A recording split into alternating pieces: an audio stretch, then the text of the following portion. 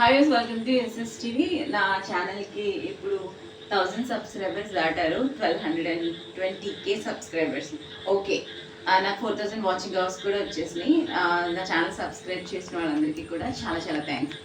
And ఇప్పుడు నాకు monetise అయిపోతుంది కదా అని సంతోషంతో నేను అప్లై చేశాను. బట్ దురదృష్టవశాత్తు చాలా బాధాకరమైన విషయం ఒకటి జరిగింది.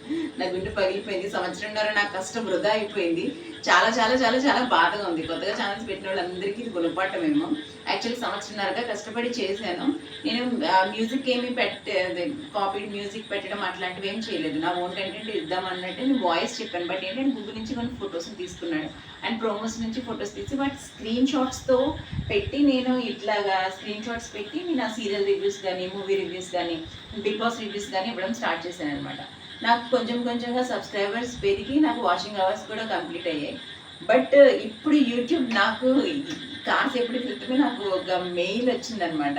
ఆ మెయిల్ చూడగానే ఇంకా నాకు కళ్ళు తిరిగిపోయాయి. ఏంచి ఇంత కష్టంతో పోయింది ఏంట్రా బాబు అని అనుకున్నాను. ఇంతకీ ఏంటంటే ఆ మెయిల్ సారాంశం ఏంటంటే, నువ్వు యూజ్డ్ కంటెంట్ యూజ్ చేసావు, నీది యూజ్డ్ కంటెంట్, అందుకని మేము మానిటైజ్ చెయ్యంపో అని చెప్పేసి ముఖం మీద బదలు కొట్టి చెప్పేశారనమాట.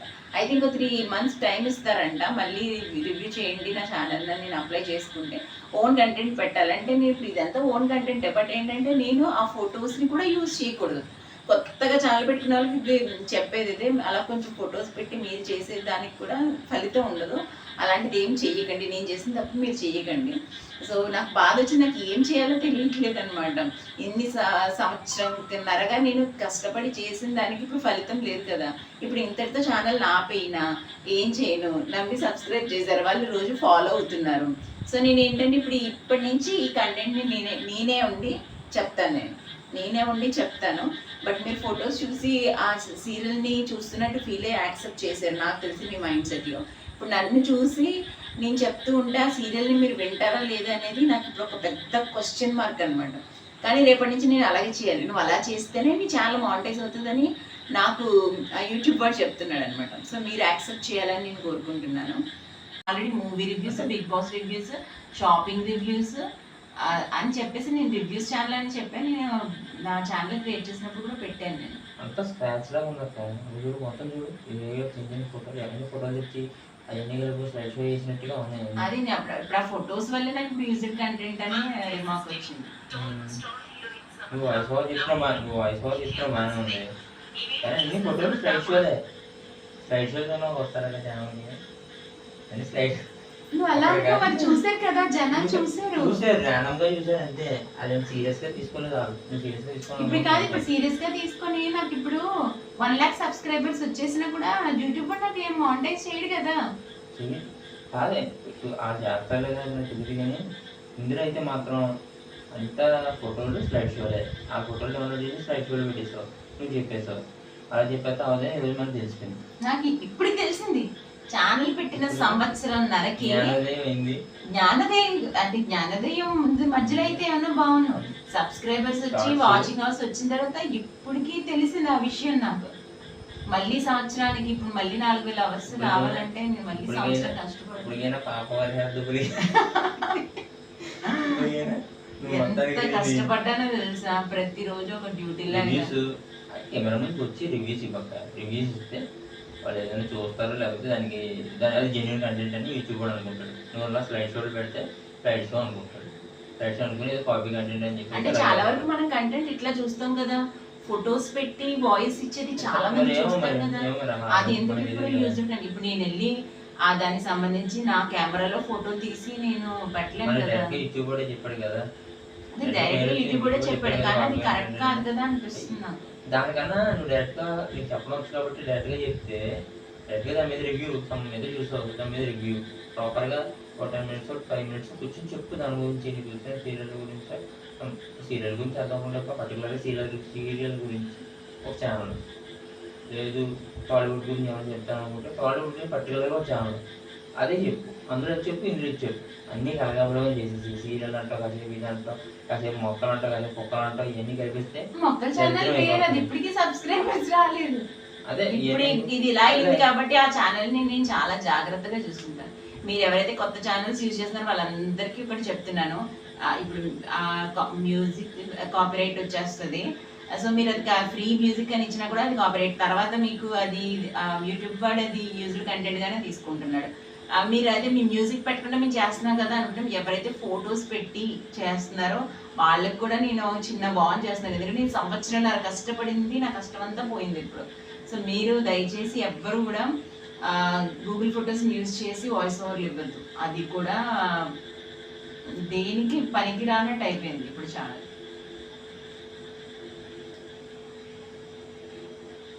సరే నేను చెప్పాను. నేను ఛానల్ పెట్టుకొని అందరికీ సబ్స్క్రైబ్ చేయండి అని చెప్పి ఇన్స్టాగ్రామ్లో పెట్టుకొని, వాట్సాప్లో పెట్టుకొని, ఫేస్బుక్లో లింక్స్ పంపించుకొని, అన్నిటికీ చేసినా కూడా నమ్ము అందరికి చెప్పినా కూడా ఒక్కడ కూడా ఇంట్లో సబ్స్క్రైబ్ చేయలేదు. అంటే అది ఏంటో ప్రాబ్లం నాకు అర్థం కదా. మన వాళ్ళు చేస్తున్నారంటే బాబు ఇప్పుడు సబ్స్క్రైబ్ చేస్తాడు, ఇది ₹1 వచ్చేదాన్ని ఫీల్ అవుతారో ఏంటో తెలియదు. అంటే నేను విషయం ఏంటంటే అంత అలా చేసినప్పుడు ఆ ఛానల్ ఇప్పటికీ కూడా 1000 సబ్స్క్రైబర్స్ అవ్వలేదు. ఇంకా అది చేసి విసుగు చెంది నేను ఏం చేయాలో తెలియక, ఎలాగో నేను న్యూస్ రీడర్ కాబట్టి అలా నేను ఎందుకు నా టైం వేస్ట్ చేసిన, అందరూ ఛానల్స్ పెట్టుకుని చదువుతున్నాను, నేను ఛానల్ పెట్టుకోవాలని ఆ కసితో నేను ఏం చేసాను, మళ్ళీ ఇంకో నెంబర్తో ఇంకో ఛానల్ క్రియేట్ చేసుకొని దాంట్లో ఎంటర్టైన్మెంట్ వేలో వెళ్దాం అనుకునేసరికి బిగ్ బాస్ స్టార్ట్ అయింది. సో బిగ్ బాస్ రివ్యూస్ చెప్దామని చెప్పేసి, ఆ బిగ్ బాస్ ఎలాగో ఇష్టంగా చూస్తాను కాబట్టి దాని మీద నాకు గ్రిప్ ఉంది కాబట్టి బిగ్ బాస్ చేసుకుంటూ వచ్చాను. ఆ తర్వాత బిగ్ బాస్ అయిపోయింది. అప్పటికి కూడా 1000 సబ్స్క్రైబర్స్ రాలేదు కొత్త ఛానల్కి. తర్వాత నేను కొన్ని మూవీ రివ్యూస్ అని ఇట్లాంటివి చెప్పుకుంటూ, అప్డేట్స్ అని, కొత్త మూవీస్ రిలీజ్ అయితే వాటి ప్రమోషన్స్కి వాటి గురించి అట్లాగా నేను చెప్తూ చేసుకుంటూ వచ్చాను. అప్పటికి రాలేదు.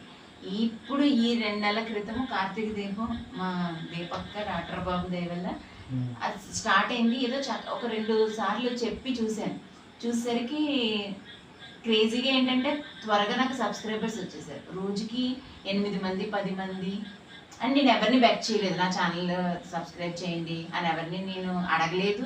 నేను ఎటువంటి ప్రమోషన్ చేసుకోలేదు నా ఛానల్కి. నేను వదిలేసాను, నేను ఆ పని నేను చేసుకుంటున్నాను. ఏంటో మరి తెలీదు. ఆ సీరియల్ గురించి నేను చెప్పడం స్టార్ట్ చేసినప్పుడు వెంటనే సబ్స్క్రైబర్స్ వచ్చేసారు. 4000 వాచింగ్ అవర్స్ కూడా వచ్చేసింది. ఇంక చూసుకో నాకు పండుగ. నేను వెంటనే మానిటైజేషన్కి అప్లై చేశాను. నేనేమనుకున్నాను,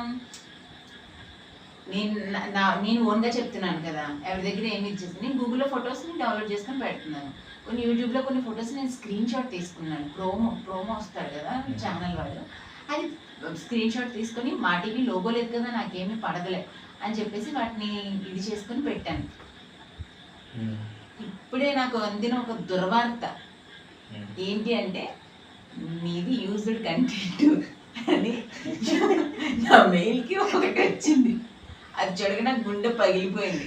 ఒక రకంగా చచ్చిపోవాలనిపించింది నాకు. ఎందుకంటే సంవత్సరం కష్టపడ్డా నా ఛానల్ కోసం. అది ఎలా యూజ్డ్ కంటెంట్ అయిందో నాకు అర్థం కావట్లేదు. పోనీ చెప్తే 4-5 వీడియో చూసాక అది నేను సరే అది యూజ్డ్ కంటెంట్ అని నేను ఇప్పుడు రియలైజ్ అయ్యాను.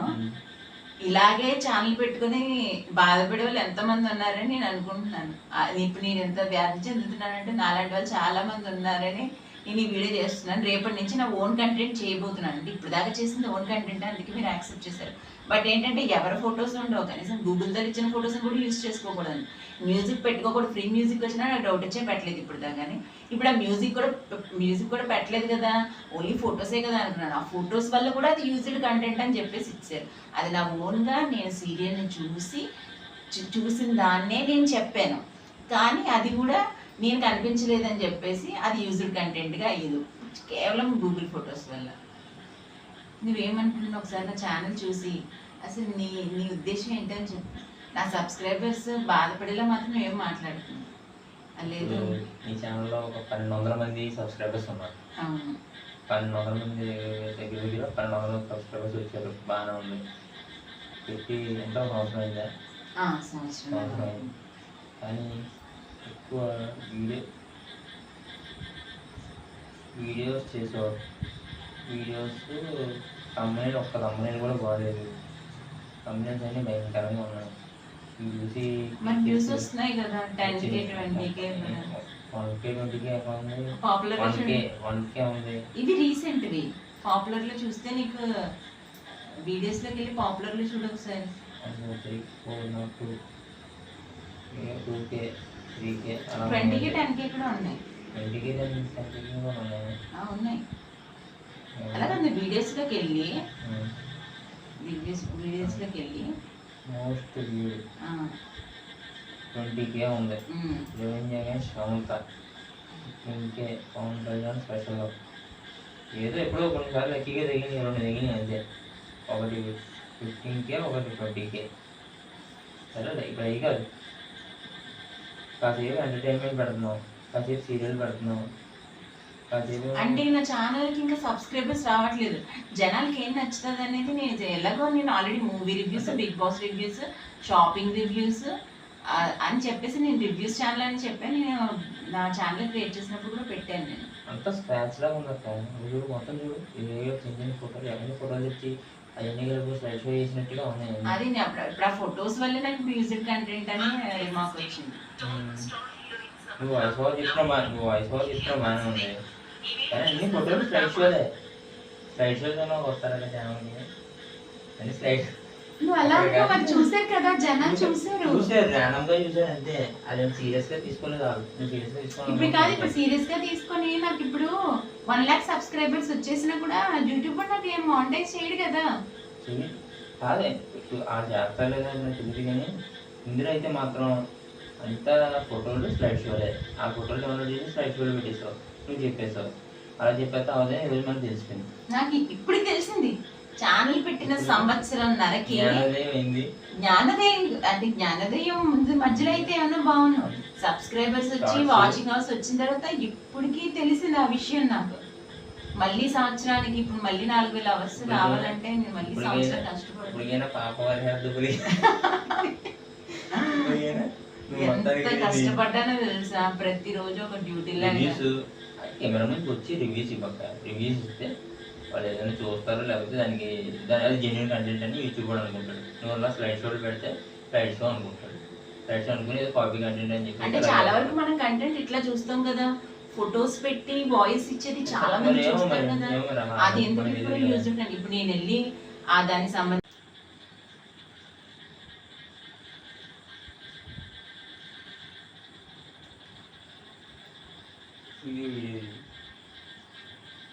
ఇప్పుడు వీడియో పెట్టినప్పుడు రెజల్యూషన్ ఫుల్గా రావాలి. నువ్వు రీల్ చేసావు, వీడియోలో అప్లోడ్ చేసావు. షార్ట్లో అప్లోడ్ చేయడానికి, వీడియోలో అప్లోడ్ చేయడానికి డిఫరెన్స్ ఉంటుంది. నువ్వు రీల్ రెజల్యూషన్లో చేసి వీడియో రెజల్యూషన్లో అప్లోడ్ చేసావు. అప్లోడ్ చేయడం వల్ల ఏమైంది, ఇది రీల్ రెజల్యూషన్ కంటెంట్ వీడియో ఇక్కడ ఉన్నది మాత్రం వీడియోలో అప్లోడ్ చేసావు. అప్లోడ్ చేయడం వల్ల ఇదన్నా డిస్ప్లే అవుతుంది. యాక్చువల్గా ఫుల్ డిస్ప్లే అవ్వాలి. నువ్వు కంటెంట్ అలా డెవలప్ చేయాలి. నువ్వు ఆ వీడియోని అలా డెవలప్ చేయాలి, రీల్ డెవలప్ చేస్తావు. ఆ రీలే డిస్ప్లే అవుతుంది. అది కూడా స్లైడ్స్. ఈ స్లైడ్స్ ఎవరు చెప్తాడు, ఒకవేళ చూసేయాలనుకో, చూసినా ఏముంది ఇందులో వర్త్ లేదు, అందువల్ల వాళ్ళు కూడా ఇది పెద్ద ఏం లేదు, రీల్ పెట్టిస్తారు అనుకుని తీసిపడతారు. ఇప్పుడు ఏంటి, ఇప్పుడు 16:9 పెట్టాలా, 9:16 పెట్టాలా? 16:9 అని ఉంటుంది. నువ్వు యూట్యూబ్ ఉంది దాని యాప్ కానీ క్యాప్కట్లో కానీ 16:9 అని ఉంటుంది.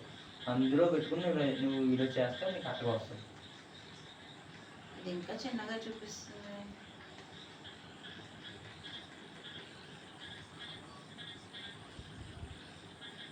ప్రతిదీ అంతే, ప్రతిదీ అలాగే చేసావు. కళాఖండాలన్నీ ఎవరు చెప్తారు ఇక్కడ? సరే చూసారులే, 400, 500, 112 చదింపుల్లో ఉన్నాయి. అయినా సబ్స్క్రైబర్స్ వచ్చారు, అయినా వాచింగ్ అవర్స్ వచ్చారు.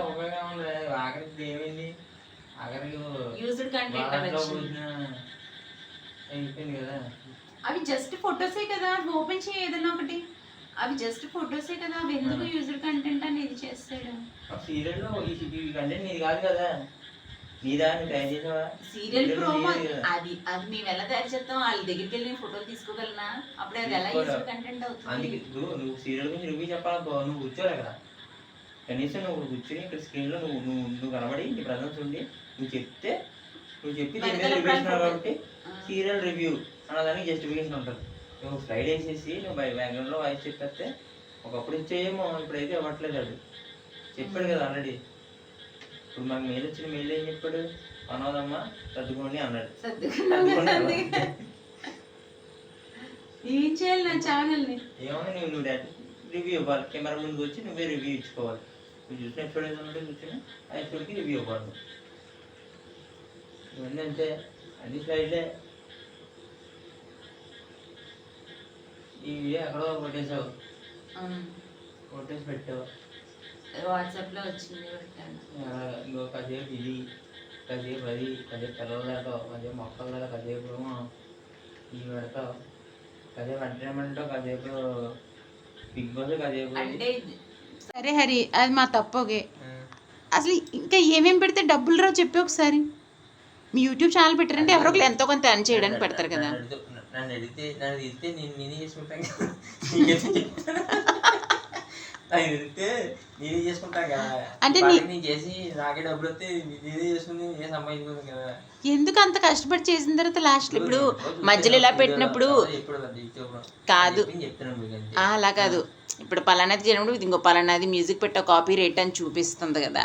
ఇప్పుడు సంవత్సరంన్నరగా కొట్టుకుంటున్నాం కదా, ఫొటోస్ పెడుతున్నారు, ఇది కంటెంట్ అని మాకు ఒక మెసేజ్ తగలడచ్చు కదా మెయిల్ నుంచి. ముందు అప్పుడు దాకా మానిటైజేషన్కి అప్లై చేయలేదు కదా. నువ్వు మొన్న అప్లై చేసావు, నన్ను చూశాడు, ఇవాళ చెప్పాడు. ఇప్పుడు మా సంవత్సరం కష్టం పోయినట్టే కదా ఇప్పుడు అలా అనుకుంటే. పోయినట్టే మరి. గైడ్లైన్స్ ముందుగానే తెలుసుకోకుండా నువ్వు చేయడం నీ తప్పది. ఎంత నెట్ వేస్ట్, ఎంత టైం వేస్ట్. ఇప్పుడు కంగారు పడిపోయి బాధపడిపోయి పాపం ఇలా కొత్తగా ఛానల్స్ పెట్టి ఎంతమంది ఇలా నాలా మనోవేదన పడుతున్నారు ఏంటో. లాస్ ఇంకా ఏం చేయను.